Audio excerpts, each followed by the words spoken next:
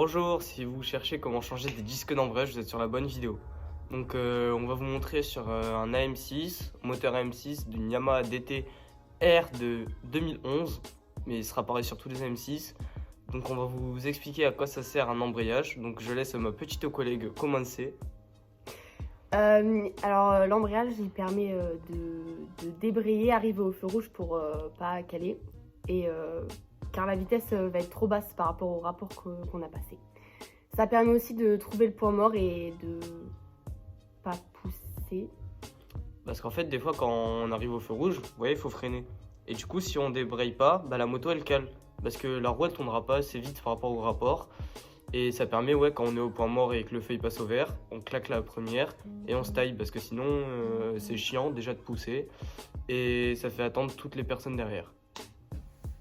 Sur votre guidon, vous aurez le levier d'embrayage qui se situe à gauche, donc voilà, vous appuyez comme ça. Et en fait, quand vous appuyez, ça va faire bouger la biellette vers l'intérieur, donc la biellette qui se situe au bas moteur avec son petit ressort et ça sera dans le bloc, j'explique après. Donc la biellette, elle va tourner sur elle-même.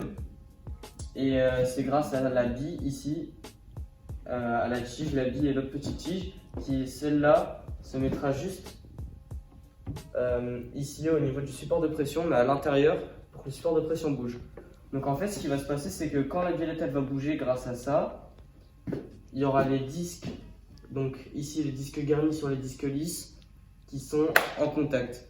Et quand la biellette elle va bouger, ça veut dire qu'il y aura du jeu parce que le support de pression sera plus écarté et du coup ils pourront bouger comme ça entre eux. Et quand ils vont bouger, c'est là, à ce moment-là, que vous pourrez passer votre vitesse parce que justement ça forcera pas sur la vitesse. On fera un petit cut. Donc en fait, là vous avez sur l'arbre primaire de votre boîte, vous avez les deux petites rondelles, vous avez la noix d'embrayage, la cloche qui se sert avec un écrou. Par-dessus, on met les disques, voilà. Et après, il n'y a plus qu'à mettre le plateau de pression en vérifiant bien qu'il y ait des petites tiges comme ça avec la petite bille.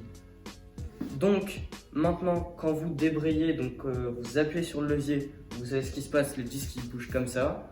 Et quand vous relâchez, les disques ils se recollent. Et s'ils ne se recollent pas, ou alors qu'ils se recollent mais ils mettent plus de temps et qu'ils continuent à bouger un petit peu, c'est là que ça va rester accéléré et c'est à ce moment-là qu'on dit que les disques ils patinent. Maintenant que vous connaissez le rôle de l'embrayage, on va passer au changement de disque.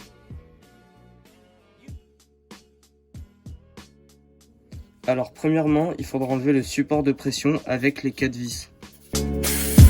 Like the cool blue light. Like the cool blue light. Ok. Maintenant, vous pouvez enlever le support de pression. Ensuite, il faudra prendre les disques et les sortir. Normalement, ils vont sortir en lot comme ça. Prenez maintenant les nouveaux disques. Donc, il faudra commencer par un garni, voilà, sur un lisse tout le temps. Il faudra les laisser tremper environ 24 heures dans l'huile avant de les mettre.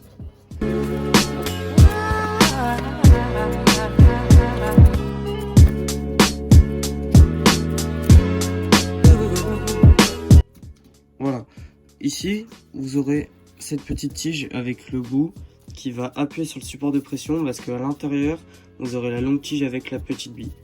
On la remet, hop, on remet le support de pression et attention, ici il y a une petite encoche, voilà, et c'est à cet endroit là que vous devrez mettre la flèche. Donc voilà, il reste plus qu'à remettre les 4 vis.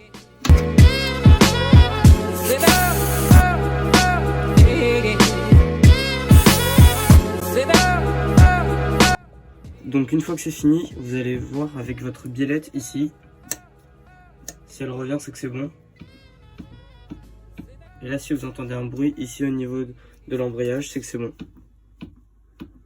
Voilà, donc cette opération peut être faite avec le moteur démonté ou monté sur la moto.